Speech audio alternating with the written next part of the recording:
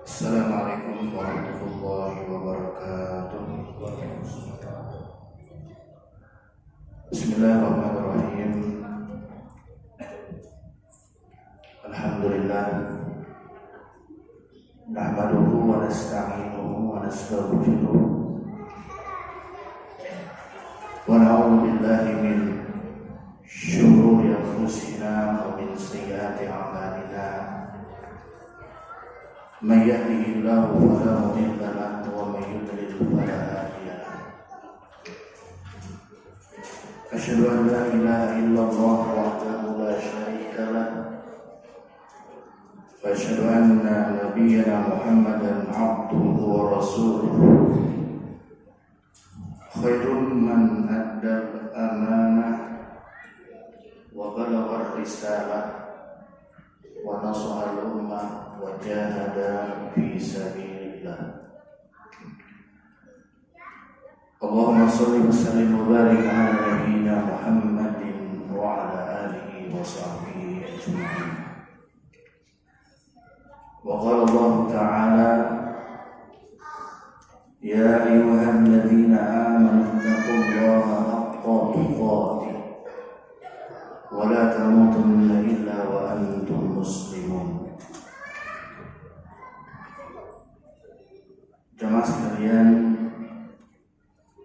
rahimani wa rahimakumullah. Pertama-tama marilah kita sama-sama memanjatkan puji dan syukur kehadirat Allah Subhanahu wa taala atas segala limpahan taufik dan hidayahnya, atas segala limpahan nikmat yang Allah berikan, sehingga pada kesempatan yang mulia ini kita sama-sama dapat melaksanakan perintah Allah, kewajiban untuk melaksanakan sholat maghrib berjamaah. Kemudian kita isi dengan thalabul ilm. Mudah-mudahan ini semua menjadi sebuah wasilah bagi kita seberjaan untuk memudahkan jalan bagi kita semua untuk menuju surga Allah Subhanahu wa taala. Salawat dan salam kita sampaikan kepada junjungan kita Nabi besar Nabi Muhammad sallallahu alaihi wasallam beserta para keluarga, para sahabat, tabi'in bi ihsanin ila yaumiddin. Jamaah yang dirahmati Allah Subhanahu wa taala. Di dalam Al-Quran Allah Subhanahu wa ta'ala, tepatnya di dalam Quran surah Al-Anbiya ayat 25, Allah berfirman, wa laqad ba'atsna fi kulli ummatin rasulan. Dan sesungguhnya kata Allah, kami telah mengutus kepada tiap-tiap umat itu seorang rasul. Jadi sebelum Rasul sallallahu alaihi wasallam, Nabi sallallahu alaihi wasallam, beliau diutus kepada umatnya. Jauh sebelum itu Allah juga mengutus para rasul kepada umatnya masing-masing. Tetapi kalau kita berbicara masalah bagaimana cintanya rasul-rasul yang terdahulu jika dibandingkan dengan Nabi sallallahu alaihi wasallam, tentu beda. Karena Nabi kita sallallahu alaihi wasallam, beliau, ya kalau dikatakan cinta beliau kepada umatnya itu melebihi dari kecintaan beliau kepada selain kecuali Allah. Yang beliau pikirkan itu hanyalah umatnya. Bahkan kecintaan Nabi kita itu bukan hanya ketika beliau masih hidup, bahkan sampai ketika di akhirat nanti Nabi Shallallahu Alaihi Wasallam lah yang paling sibuk untuk mencari umatnya. Banyak riwayat yang mengatakan, yang menjelaskan betapa cintanya Rasulullah Shallallahu Alaihi Wasallam kepada umatnya. Di dalam sebuah riwayat, jamaah sekalian, suatu ketika ada delegasi Muslim yang datang ingin bertemu Nabi Shallallahu Alaihi Wasallam.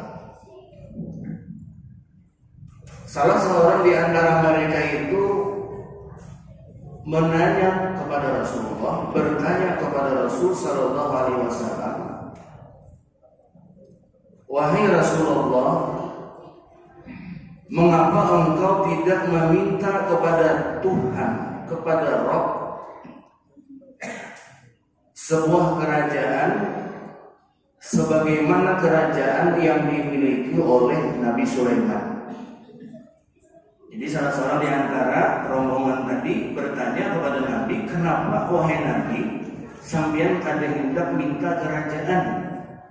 Jangannya minta kerajaan, berdoa lawan Allah pasti diberi kerajaan. Seperti kerajaan Nabi Sulaiman. Kemudian mendengar pertanyaan itu, Nabi Shallallahu Alaihi Wasallam beliau tersenyum, beliau tertawa mendengar. Lalu kemudian Nabi Shallallahu Alaihi Wasallam bersabda, ujar Nabi, mudah-mudahan apa yang dimiliki oleh sahabatmu ini, artinya apa yang dimiliki oleh Muhammad saat ini,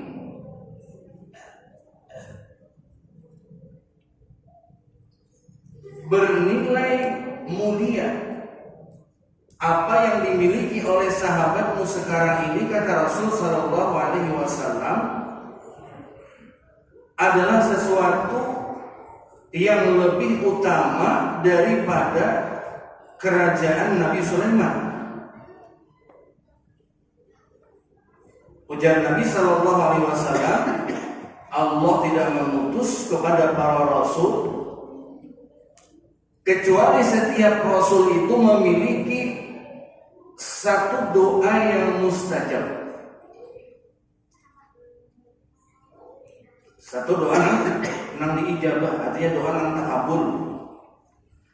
Namun di antara para rasul itu ada yang menggunakan doa ini untuk kepentingan dunia. Ada yang mendoakan doa ini, ada yang menggunakan doa yang mustajab ini untuk kehancuran dan kebinasaan umatnya.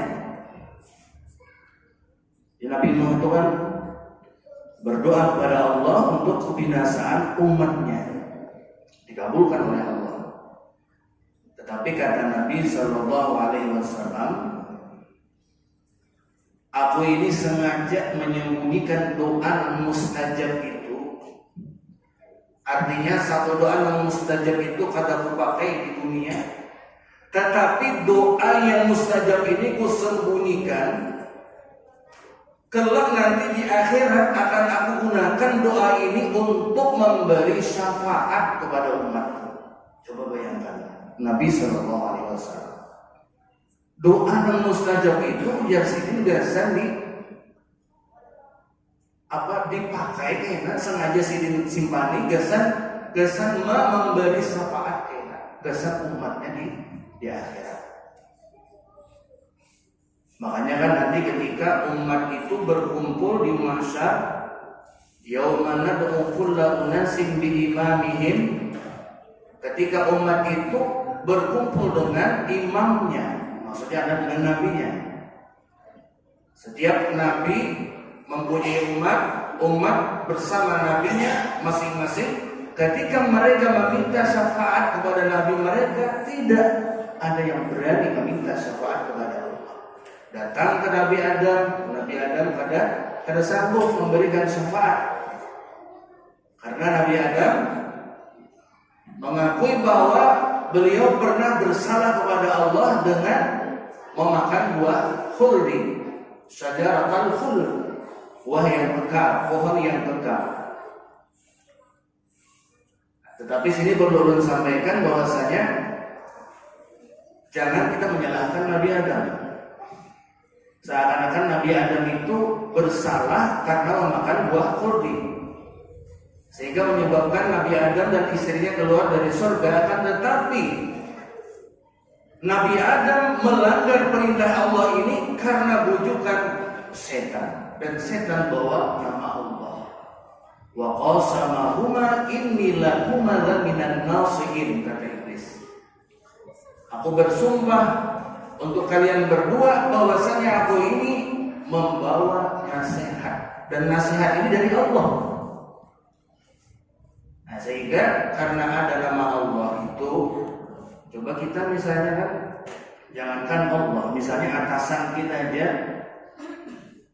siapa yang menyuruh bupati, cepat kita kada tahu lagi, kada memperhatikan lagi bujurkan kada kan. Pokoknya kalau sudah terdengar bupati, gubernur, presiden yang menyuruh, langsung kita lalui. Nah, ini yang menyuruh ini adalah jadi iblis adalah Allah.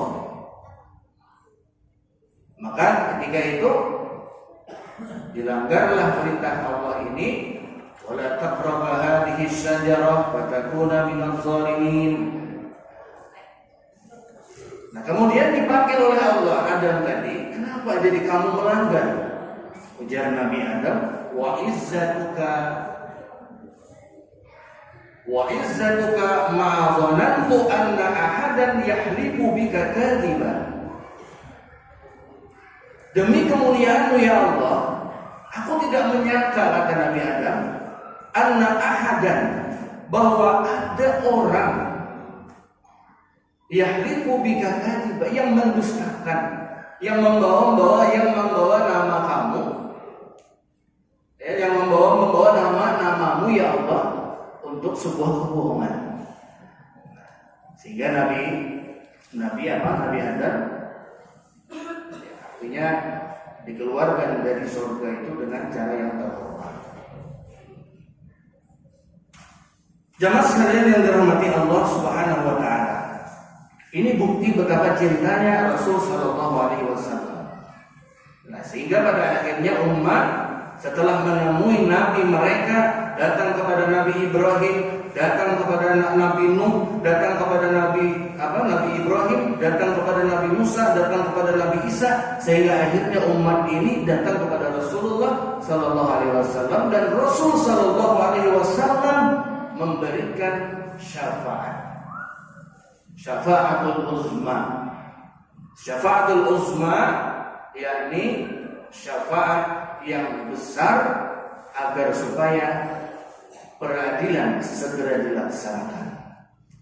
Jadi Nabi menghadap kepada Allah, beliau sujud dengan sujud yang begitu lama. Kemudian Allah Subhanahu wa taala mengatakan, "Ya Muhammad, irfa ra'saka," wahai Nabi Muhammad, wahai Muhammad, sekarang angkatlah kepalamu, saltuqa isfa'tu syafa', minta akan aku beri, mintalah syafaat, saya akan aku berikan syafaat. Jamaah yang dirahmati Allah Subhanahu wa taala, bukti yang kedua betapa cintanya Rasul sallallahu alaihi wasallam kepada umatnya. Dalam sebuah riwayat dari Abu Hurairah radhiyallahu taala anhu, anna Rasulullah sallallahu alaihi wasallam kharaja al-maqbarah. Faqala assalamu alaikum ahlan diyar. Assalamu alaikum dara qaumin mu'minin wa inna insyaallah bikum lahiqun. Wadattu anni qad ra'aitu ikhwanana, ujar Nabi. Jadi ketika beliau sampai pada sebuah pemakaman, kemudian beliau mengatakan assalamu alaikum, Semoga keselamatan beserta kalian wahai penghuni kubur. Dara qaumin mu'minin. Wa inna insyaallah bikum lahiqun, dan kami ini insyaallah atas kehendak Allah akan menyertai kalian. Ujar Nabi, wadattu anni qad ra'ayna ikhwan. Alangkah inginnya aku, kata Nabi, melihat saudara-saudaraku. Kemudian para sahabat ketika mendengar, alasna ikhwanuka ya Rasulullah, apakah kami ini bukan saudara-saudaramu wahai Rasul? Ujar Nabi, antum ashabi, kalian ini adalah sahabat-sahabatku, wa ikhwani alladziina lam ya'tu ba'd. Ujar Nabi, sedangkan saudara-saudaraku itu adalah orang-orang yang nanti hidup setelahku. Ya, setelah Nabi meninggal, mereka itulah saudara-saudara. Kemudian kata Nabi, wa ana faratahum 'alal hud, dan aku nanti yang akan menggiring mereka dan memberikan mereka masing-masing minum dari telaga.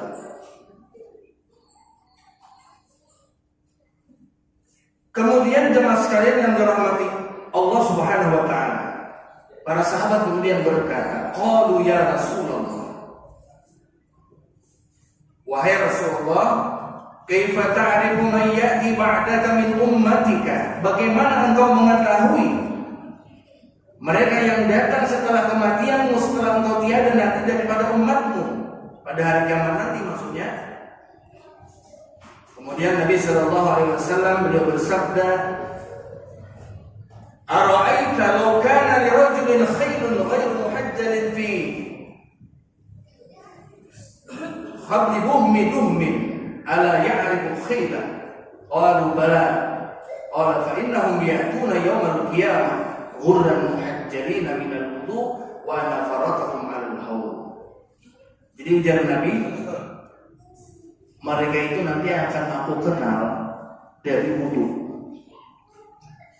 dari wudu, karena mereka umat itu membiasakan wudu. Bagaimana kalian, kata Nabi sallallahu alaihi wasallam, melihat seekor kuda yang berwarna putih bersih, yang di kakinya itu ada belang hitam, di antara kuda-kuda yang berwarna hitam pekat? Apakah kalian bisa mengetahui? Bala ya Rasulullah, tentu kami akan mengetahui ya Rasulullah. Nah, begitulah ujar Nabi, umatku ini nanti akan dibangkitkan, akan dikumpulkan pada hari kiamat nanti. Mereka itu bagaikan kuda yang berwarna putih, yang mempunyai belang hitam di kakinya, di antara manusia-manusia yang berwarna hitam. Di antara manusia-manusia yang berwarna hitam, karena umatku itu, kata Nabi, membiasakan aku nanti kata Nabi sallallahu alaihi wasallam, yang akan menggiring mereka, yang akan membawa mereka ke telaga. Bayangkan, Nabi nanti akan membawa kita ke telaga Rasul. Ketika seseorang minum air dari telaga, dari haud, maka mereka tidak akan pernah merasakan haus untuk selama-lamanya. Jemaah sekalian yang dirahmati Allah Subhanahu wa taala, banyak lagi riwayat-riwayat yang lain yang membuktikan begitu betapa cintanya Nabi sallallahu alaihi wasallam kepada kita. Oleh karena itu jemaah sekalian yang dirahmati Allah, Nabi sallallahu alaihi wasallam beliau tidak mengharapkan sesuatu apapun kepada kita. Beliau tidak menginginkan harta kita. Beliau tidak menginginkan sesuatu. Yang beliau inginkan adalah sebagai wujud daripada rasa cinta kita kepada beliau adalah dengan memperbanyak berselawat kepada beliau, dengan senantiasa yang terpenting adalah dengan senantiasa mutaba'ah, berusaha untuk mengikuti sunnah-sunnah Rasul Sallallahu Alaihi Wasallam. Makanya di dalam Alkitab Asy-Syama'il Al-Muhammadiyah yang belum sampaikan ini menjelaskan tentang kepribadian Rasul Sallallahu Alaihi Wasallam, budi pekerti dan sifat beliau, perangai beliau, yang pada kesempatan ini akan kita bahas. Bab yang pertama adalah tentang khilqatu Rasulillah Sallallahu Alaihi Wasallam.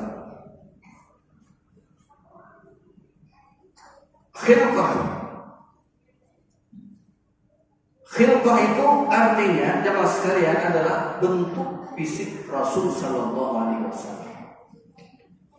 Jadi ada khilqah, ada khulqah. Beda harakat.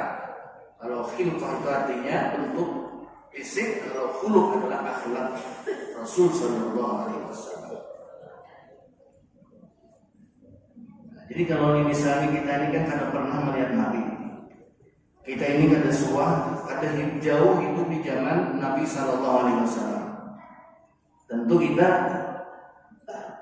ingin tahu, hendak tahu kayak apa Nabi itu, kayak apa bentuk fisik Rasul Sallallahu Alaihi Wasallam, kayak apa kepribadian, perangai, karakteristik Rasul Sallallahu Alaihi Wasallam. Nah, ini ingin kita tahu, sehingga dengan kita tahu itu tentu akan menambah rasa cinta kita kepada Rasul Sallallahu Alaihi Wasallam, walaupun kita tidak pernah bertemu. Jamaah yang dirahmati Allah Subhanahu Wa Taala, yang pertama adalah masalah pembahasan tentang wajhun Nabi Sallallahu Alaihi Wasallam. Bagaimana muka, bagaimana wajah Rasul Sallallahu Alaihi Wasallam? Muhasibin itu kayak apa? Di dalam kitab Asy-Syama'il Al-Muhammadiyah karangan Al-Imam At-Tirmidzi ini, beliau menjelaskan sebuah hadis yang diriwayatkan oleh Jabir bin Samurah. Jadi hadis yang pertama adalah hadis Jabir bin Samurah. Jabir salah seorang sahabat Rasul Sallallahu Alaihi Wasallam dan tergolong min sigharis sahabat, dari sahabat Nabi Sallallahu Alaihi Wasallam yang masih kecil ketika itu. Jadi Jabir bin Samurah ini ketika itu masih halus, umurnya belum sampai 15 tahun. Ujar Jabir bin Samurah, ra'aitu Rasulullah sallallahu alaihi wasallam fi lailatin idhiyanan. Pada satu ketika aku melihat Rasul sallallahu alaihi wasallam itu fi lailatin idhiyanan, pada malam idhiyanan. Idhiyanan bulan purnama. Pada malam bulan purnama, Jabir ibn Samurah melihat Rasul Sallallahu Alaihi Wasallam. Faja'altu anzuru ila Rasulillah Sallallahu Alaihi Wasallam. Maka di malam yang purnama itu, yang rembulan bersinar dengan terang itu, pada saat itu pula kata Jabir bin Samurah, aku melihat wajah Rasul Sallallahu Alaihi Wasallam, sehingga aku bandingkan antara terangnya rembulan purnama itu dengan wajah Rasul Sallallahu Alaihi Wasallam.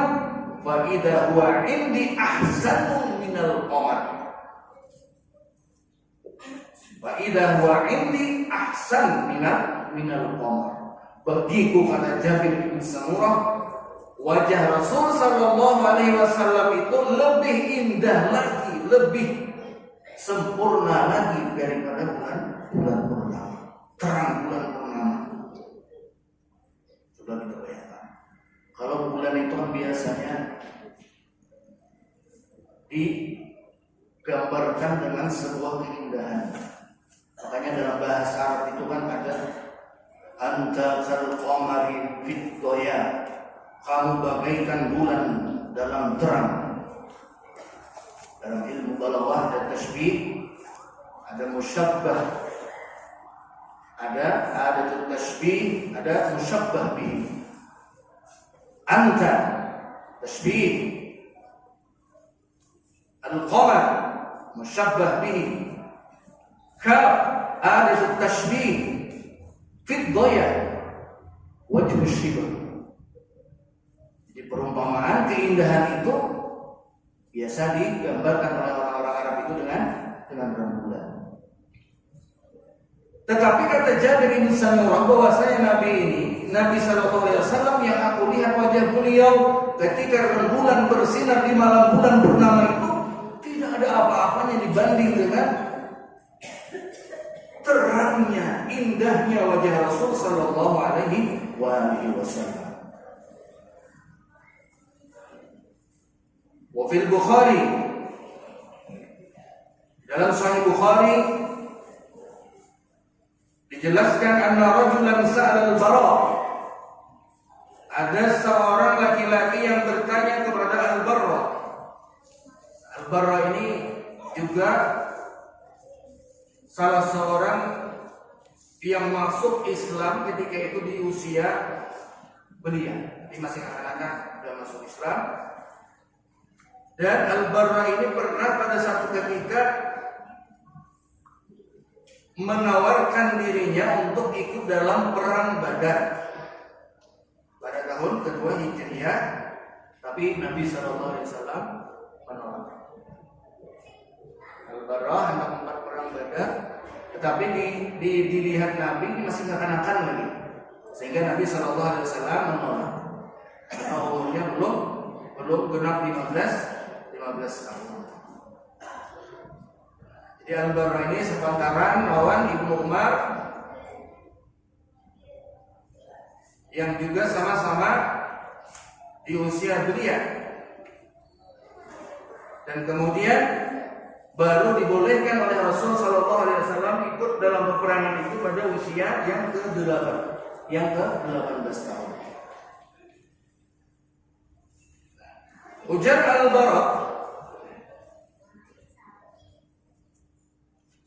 dia bertanya, Sa'al Al-Bara, akana wajhu Rasulullah sallallahu alaihi wasallam mislus sayf? Qala la mislal qamar. Al-Bara ini pernah bertanya kepada seseorang bertanya kepada Al-Bara, apakah wajah Nabi sallallahu alaihi wasallam itu seperti mislus sayf, seperti pedang? Karena pedang itu kan mengkilat. Pedang itu mengkilat. Kemudian dijawab oleh Al-Bara, qala la, tidak, bukan seperti pedang. Bukan kilapan pedang itu seperti wajah Nabi sallallahu alaihi wasallam. Akan tetapi kata Al-Bara, mislal qamar. Wajah Nabi sallallahu alaihi wasallam itu adalah seperti rembulan.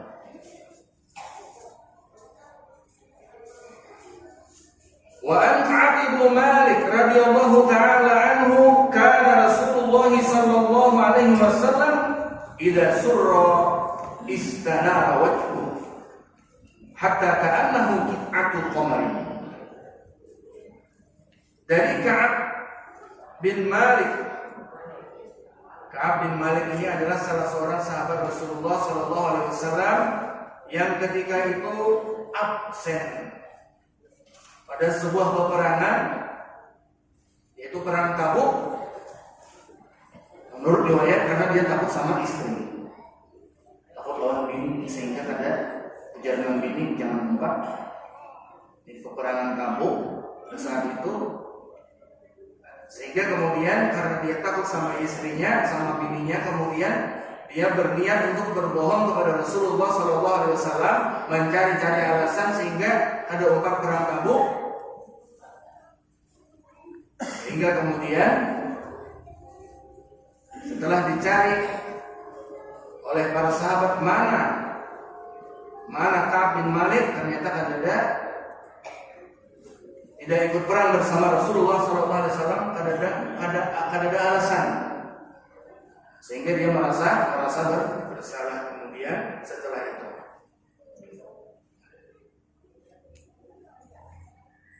Ka'ab bin Malik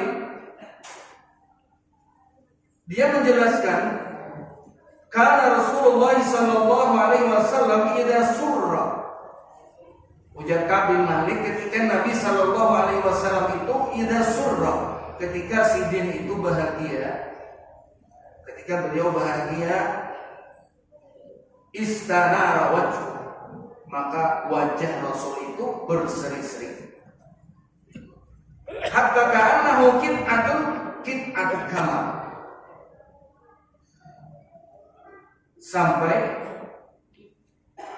seakan-akan wajah beliau itu bagaikan bagian daripada rembulan.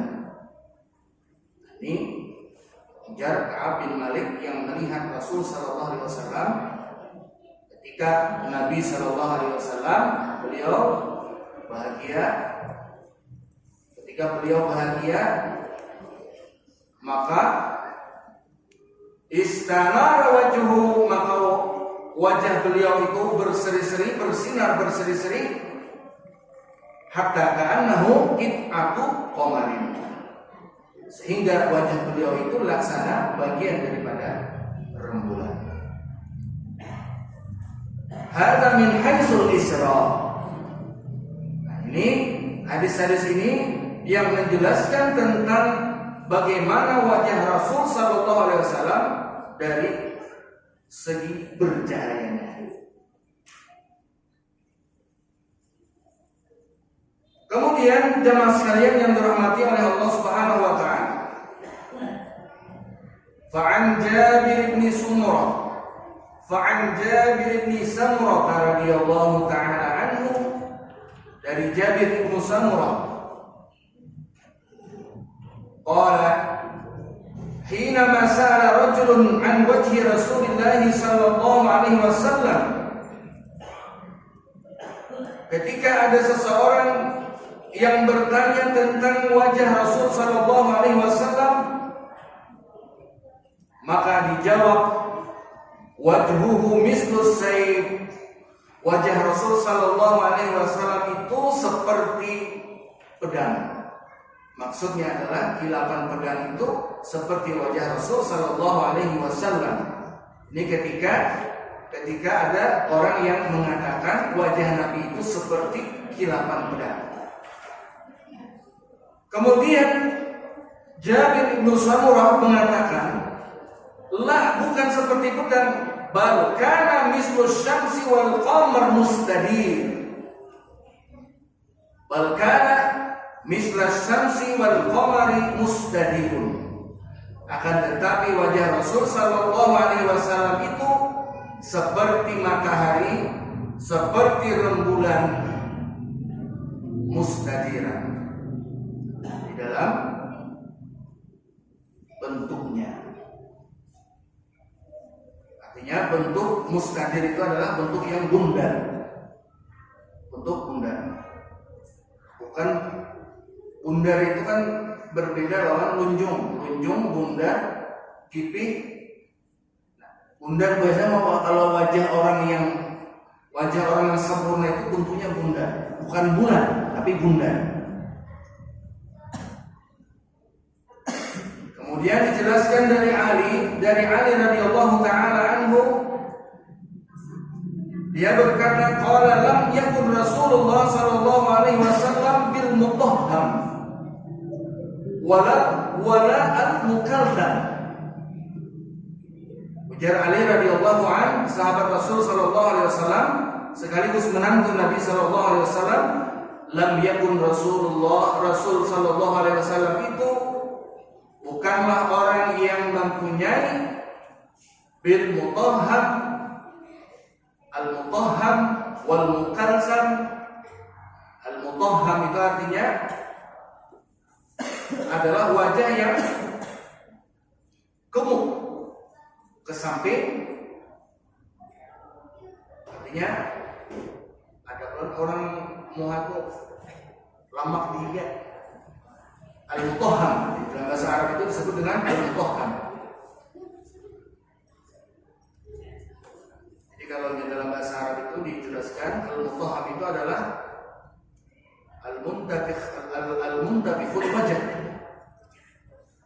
wajah yang gemuk ke samping, pipi yang dambang, pipi yang dambang. Jadi Nabi itu kata Ali radhiyallahu taala anhu, wajah beliau itu bukanlah yang memiliki pipi yang dambang ke samping, pipi yang dambang ke samping, wala al-mukalsam, bukan pula kata Ali radhiyallahu taala anhu, Nabi sallallahu alaihi wasallam memiliki wajah yang bulat. Di bulat, kalau bulat itu kan bulat, kalau bundar kayak bulat. Wa kana fi wajhihi tadwir, kata. Dan wajah Nabi sallallahu alaihi wasallam itu adalah bundar. Jemaah sekalian yang dirahmati Allah Subhanahu wa taala. Nah, ini dari segi bentuk wajah Rasul sallallahu alaihi wasallam. Saya ada waktu dikit. Kemudian pembahasan yang kedua adalah tentang sya'ruhu sallallahu alaihi wasallam. Ini wajah Nabi, wajah Nabi sallallahu alaihi wasallam. Kemudian yang kedua ini adalah pembahasan tentang rambut sallallahu alaihi wasallam. Bagaimana bentuk rambut Nabi sallallahu alaihi wasallam? Faqad kana sallallahu alaihi wasallam ghazirus sya'r. Nabi sallallahu alaihi wasallam itu memiliki rambut yang tebal. Rambut sidin lebat.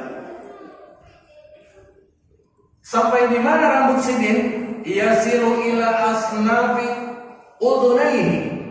Rambut sallallahu alaihi wasallam itu tebal. Batas sisir rambut beliau itu sampai di telinga, sampai di pertengahan telinga. Asnaf udhunain. Ini dari samping. Jadi dari hingga ini rambut sidin itu sampai ke tengah-tengah telinga ini, kiri dan kanan, kedua belah telinga, udhunain. Wa min az-zahri ila mankibaihi. Wa min az-zahri ila mankibaihi. Sedangkan panjang belakang rambut sidin itu ila mankibai. Mankib itu artinya pundak. Jadi rambut sidin itu sepundak panjangnya. Kedua pundak. Lumayan panjang. Itu rambut Nabi sallallahu alaihi wasallam. Kalau anda kayak Nabi, rambut sallallahu alaihi wasallam begitu, berarti mengikuti sunnah Nabi sallallahu alaihi wasallam. Panjang rambut sidin, tabal rambut sidin. Walam yakun fi sya'rihi syai'un illa sya'rat ma'duda. Dan tidak terdapat sedikit pun di rambut sallallahu alaihi wasallam itu syaibun illa sya'ratun ma'duda. Tidak terdapat sedikit pun dari rambut sidin itu uban, kecuali beberapa helai uban. Di sini itu ada uban. Kalau ada uban itu hanya beberapa helai rambut nang ada uban. Nah, dijelaskan berapa jumlah uban sidin. Hal ini sebagaimana riwayat Anas, wa an Anasin qala kana Rasul sallallahu alaihi wasallam. Dari Anas ini adalah salah seorang sahabat Rasulullah sallallahu alaihi wasallam min sigharis sahabat. Anas mengabdikan diri beliau kepada Nabi sallallahu alaihi wasallam itu melayani Rasul sallallahu alaihi wasallam selama 10 tahun di Madinah. Jadi sejak kecil masih halus, dia selalu bersama dengan Nabi sallallahu alaihi wasallam. Kemana saja Nabi diumpati, dilayani Nabi itu selama 10 tahun mengabdi kepada Rasul sallallahu alaihi wasallam. Nah, sehingga setelah saat usianya 10 tahun, ya berarti 20 tahun kan, setelah mengabdi 10 tahun bersama Nabi, kemudian 10 tahun kemudian Nabi Shallallahu Alaihi Wasallam memberikan sebuah doa yang khusus kepada Anas. Allahumma, doa Nabi kepada Anas dikhusus kepada Anas. Allahumma aksir malahu wa waladahu wa adkhilhul jannah. Nabi mengkhususkan doa keberkatan kepada Anas bin Malik supaya banyak memiliki kebun kurma dan meninggal pada usia yang cukup tua, yaitu sekitar 107 tahun. Dalam riwayat bahwasanya Anas ini memiliki anak cucu sebanyak 120 orang. Dan beliau adalah orang yang ketiga yang paling banyak meriwayatkan hadis dari Rasulullah Sallallahu Alaihi Wasallam. Banyak riwayat Anas karena 10 tahun yang bersama Nabi, mengabdi melayani Nabi Sallallahu Alaihi Wasallam. Ujar Anas radhiyallahu anhu, qala Anas, kana Rasul sallallahu alaihi wasallam laisa bil ja'dil khatat wala bi as-sabil. Nabi sallallahu alaihi wasallam itu laisa bil ja'dil khatat. Maksudnya adalah rambut Nabi sallallahu alaihi wasallam itu bukanlah rambut yang bil ja'dil khatat, yang keriting berbulung-bulung. Kayak orang Afrika, kayak orang Irian, keriting berbulung-bulung. Walabi as-sabit. Bukan pula rambut Nabi sallallahu alaihi wasallam itu as-sabit, yakni as-sa'rul mustarsil. Rambut yang terurai. Rambut yang berurai, lurus. Kan? Bukan rambut yang lurus, bukan pula rambut yang keriting berbulung-bulung. Fatawaffahu Allah Ta'ala wa laysa fi ra'sihi wa lihiyatihi 20 sya'ratan bayda. Kata Anas bin Malik, ketika Allah Subhanahu wa Ta'ala mewafatkan Nabi sallallahu alaihi wasallam, dan ketika beliau wafat itu laisa fi ra'sihi wa lihiyatihi, tidak ada sama sekali di kepala beliau dan tidak ada pula sama sekali di janggut beliau 20 sya'ratan, kecuali hanya 20 helai rambut uban bayda yang memutih. Kecuali hanya 20 helai rambut yang memutih. Itu sampai Nabi wafat. Bahkan kata Nabi sallallahu alaihi wasallam, kenapa jadi uban itu tumbuh? Kenapa jadi uban itu sampai ada di kepala dan di rambut? Di rambut ini, di janggut? Karena Nabi sallallahu alaihi wasallam itu ketika Allah menurunkan beberapa surah yang bercerita tentang peristiwa hari kiamat. Ketika Allah menurunkan surah-surah, yaitu surah Al-Waqi'ah, kemudian surah Al-Mursalat, kemudian surah An-Naba, surah Asy-Syams. Nah, itulah yang menyebabkan uban di kepala dan di jenggot Nabi sallallahu alaihi wasallam tumbuh, karena surah-surah tadi yang diturunkan kepada beliau yang bercerita tentang peristiwa hari berbangkit, yang bercerita tentang peristiwa hari kiamat, yang berbicara tentang peristiwa neraka. Inilah yang menyebabkan tumbuhnya uban-uban yang ada di kepala ataupun di rambut. Jemaah sekalian yang dirahmati Allah Subhanahu wa taala, di mana tumbuhnya rambut Nabi, insyaallah akan kita sambung pada kesempatan yang lain. Mudah-mudahan dengan senantiasa mengetahui kepribadian Rasul, dengan mengetahui ciri fisik beliau, akhlak beliau, karakteristik beliau, niscaya akan menambah kecintaan kita kepada baginda Rasulullah sallallahu alaihi wasallam. Mudah-mudahan kita semua termasuk orang-orang yang mendapat syafaat dengan izin Allah dari baginda Muhammad sallallahu alaihi wasallam.